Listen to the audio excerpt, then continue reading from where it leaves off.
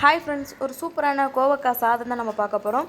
எவ்வளோ வெரைட்டி ரைஸ்லாம் நம்ம செஞ்சு கொடுத்துருப்போம். ஆனால் இந்த மாதிரி ஒரு டைம் ட்ரை பண்ணி பாருங்கள். டேஸ்ட்டு வேறு லெவலில் இருக்கும். குழந்தைங்களும் விரும்பி சாப்பிடுவாங்க. அந்தளவுக்கு டேஸ்ட்டு சூப்பராக இருக்கும். இது எப்படி பண்ணலாம் பார்க்கலாம் வாங்க. ஒரு கடாயில் எண்ணெய் விட்டுக்கோங்க.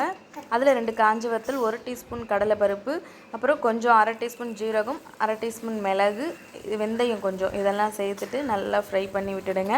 நல்லா ப்ரௌன் கலர் ஆகிற அளவுக்கு நல்லா ஃப்ரை பண்ணிவிட்டு ஆற விட்டுட்டு மிக்ஸி ஜாரில் சேர்த்துக்கோங்க. சேர்த்துட்டு லைட்டாக தண்ணி விட்டுட்டு நல்லா பேஸ்ட் மாதிரி அரைச்சி எடுத்துக்கோங்க.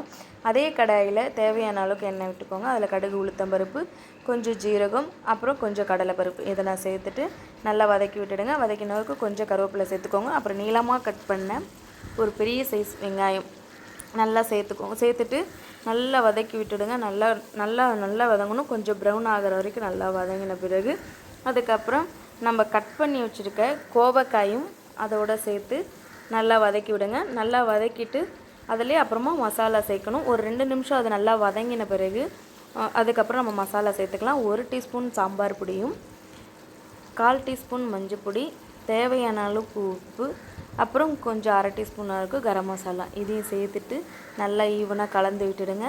அதுக்கப்புறம் நம்ம அரைச்சி வச்சுருக்கோம் பேஸ்ட் இருக்கு இல்லையா, அதையும் அதோடு சேர்த்துக்கோங்க. சேர்த்துட்டு கொஞ்சம் எண்ணெய் விட்டுக்கோங்க. இன்னும் கொஞ்சம் எண்ணெய் விட்டுட்டு அது மேலேயே அதுக்கப்புறம் நல்லா வதக்கி விடுங்க. வதக்கி விட்டுட்டு ஒரு 5 நிமிஷம் மூடி வைங்க.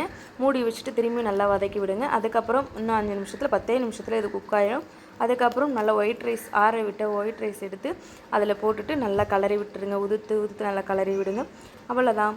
லாஸ்ட்டாக கொத்தமல்லி வேணும்னா நீங்கள் துவைக்கலாம். அவ்வளோதான். சூப்பரான கோவக்காய் சாதம் ரெடி. கண்டிப்பாக ட்ரை பண்ணி பாருங்கள்.